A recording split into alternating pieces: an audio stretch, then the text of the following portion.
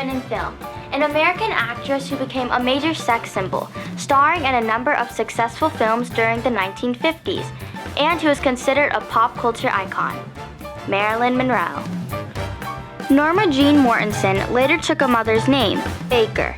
Her mother was frequently confined in an asylum, and Norma Jeane was raised by 12 successful sets of foster parents, and, for a time, in an orphanage. In 1942, she married a fellow worker in an aircraft factory, but they divorced soon after World War II. She became a popular photographer's model, and in 1946, signed a short-term contract with the 20th Century Fox, taking as her screen name, Marilyn Monroe. After a few brief appearances in movies made by Fox and Columbia Studios, she was again unemployed, and she returned to her modeling for photographers. Her nude photograph on a calendar brought her a role in the film, Scooter Hoo, Scooter Hey, 1948, which was followed by other minor roles. In 1950, Monroe played a small uncredited role in The Asphalt Jungle, which reaped a mountain of fan mail.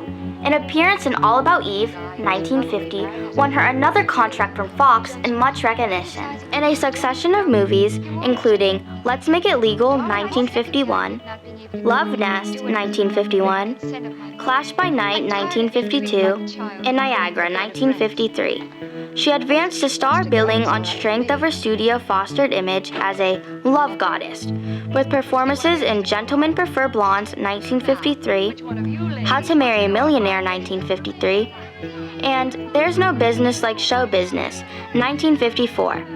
Her fame grew steadily and spread throughout the world, and she became the object of unprecedented popular adulation. In 1954, she married baseball star Joe DiMaggio, and the attendant publicity was enormous. With the end of their marriage, less than a year later, she began to grow disconnected with her career. Monroe studied with Lee Strasberg at the Actors Studio in New York City, and in The Seventh Year Itch, 1955, and Bus Stop, 1956, she began to emerge as a talented comedian. In 1956, she married playwright Arthur Miller and briefly retired from movie making, although she co-starred with Laurence Olivier in Prince and the Showgirl in 1957. She won critical acclaim for the first time as a serious actress for Some Like It Hot, 1959. Her last film, a drama, The Misfits, 1961, was written by Miller specifically for Monroe. Though their marriage disintegrated during production, they divorced in 1961. Monroe began filming the comedy Something's Got to Give.